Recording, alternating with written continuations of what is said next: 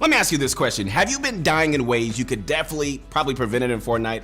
Well, this might just be the video for you because we're going to teach you how to change those terrible losses into high IQ clutches that will blow your friends away and help you guys improve fast. Punch Crunch Tommy, where you at, your motivation guy? That's right, I am back, and today we're gonna show you how to consistently win all your games and make game-winning plays without falling straight on your face and getting eliminated. Are you guys ready for this? Let's get this going.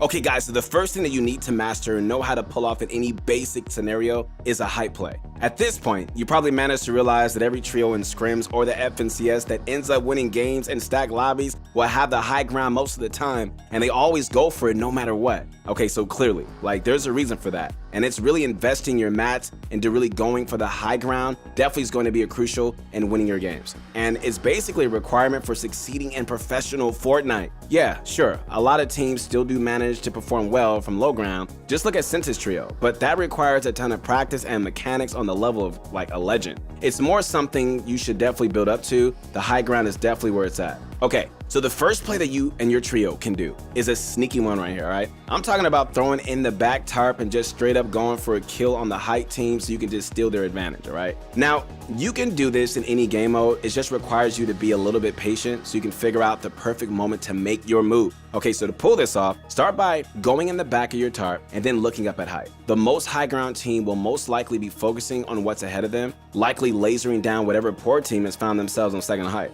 This means you can sneakily just ramp up through the side to take them by surprise. This strategy will work very well if you have a lot of white heals, like floppers and small fries, but will also work without heals as long as you manage to hug the edge of zone without going into it. And so when a player on the height team gets separated from the rest of your trio, that's your chance. Either focus your fire as a trio with ARs or immediately just blast them away with a close range pump play. After you hit them, you and your trio should instantly start just cranking 90s to really get some fast and immediate height. Now that's a 2v3. You should be able to keep the high ground over the team you're fighting with ease, especially if they start panicking after you eliminate one of their teammates. In stack lobbies, the height team will be constantly spraying, and because of that, they might not be able to hear you sneaking up behind them. So make sure you use this strategy if you're trying to look for some easy height and the height team are distracted.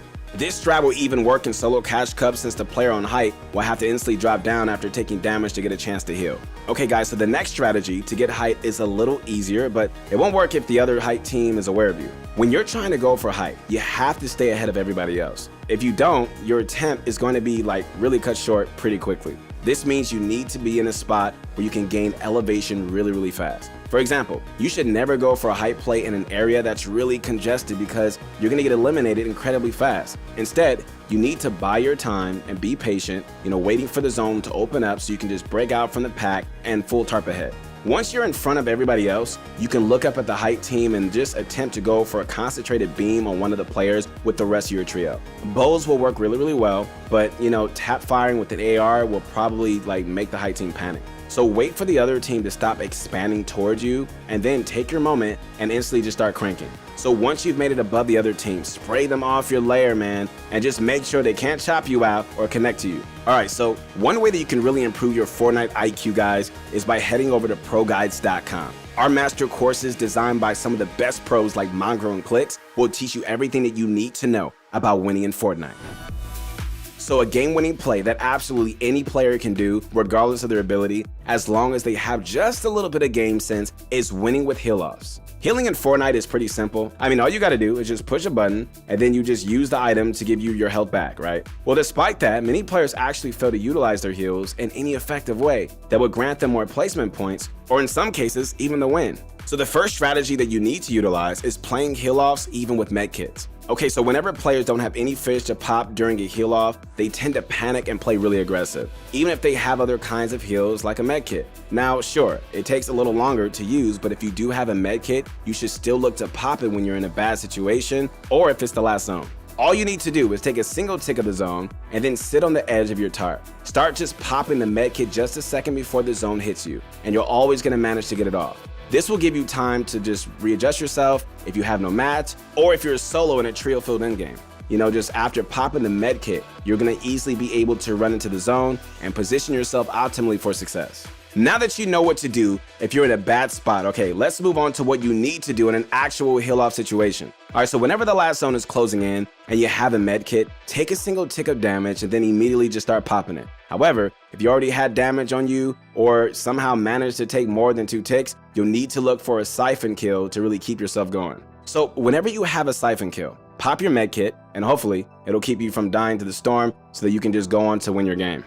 Bunch of Crunch Army. Okay, ladies and gentlemen, it's time for the question of the day. Okay, so today we want to know, what is your biggest struggle in the end game of a Fortnite match? Are you struggling to stay on height? Do you constantly manage to get yourself eliminated while rotating? Listen, let us know in the comments below, and you already know we're going to check all of them out. All right, back to the video. Now you know exactly how to make hype plays and win heal-offs, but there's still something missing from your high IQ repertoire. Okay, so you still need to know how to position yourself perfectly, to the point where you're set up and looking good for the rest of the game. So positioning yourself and thinking ahead are some of the most important things, guys, that you can do if you really want to win a highly stacked game. Or honestly, like even just an arena match. Okay, so have you ever wondered how so many pros manage to pull zones so easily? Okay, trust me, it's not down to RNG and luck, man, because pros are all analyzing the state of the game before the zone even starts to come in. For example, pros will always start to rotate to the mid zone when they have a chance. Like, you should do this as well. And you should never be scared of simply getting in a car or just running toward the mid zone. Basically, by putting yourself in the middle of the zone, you're basically guaranteed to be in every zone until at least the half zones. So as you get toward the tail of the end game, you should start rotating toward the edge of the map, since moving zones can only pull toward the edge. Along with positioning yourself in the middle of zone, another way to be in a good position without having to take any risky fights or getting focused on is to stay on the dead side of the zone. The dead side is the side of the map with the least players on it, and you can just easily find out what side the dead side is on by just looking at the map and observing where people are rotating in from. For example, if the right side of the map is the ocean near Steamy Stacks, that would actually be the dead side. The chances of people rotating in from the ocean are incredibly low, so the chances are everyone is going to be rotating up into the area from the bottom left. All you would have to do is just swim along the ocean and you wouldn't see a single player. By just managing to stick to the dead side of the zone, you have a nice and easy stroll without having to take a single risky fight. Now that right there, guys, is some real high IQ playing. Okay, so now that you learn how to find the dead side, you should always try to avoid following others to save materials. You know, it might feel tempting to sneak up on somebody else from the dead side for an easy elimination, but by doing that, you're announcing your presence to everybody and really opening yourself up to get W keyed on by another player. That would be the total opposite of high IQ playing. Hey guys, if you guys liked the video, you already know what to do. Subscribe to the channel. And if you want even more motivation, I'm right here. Connect with me on my Instagram at YourMotivationGuy. Man, I'm so proud of you guys. Keep going. I'll see you soon.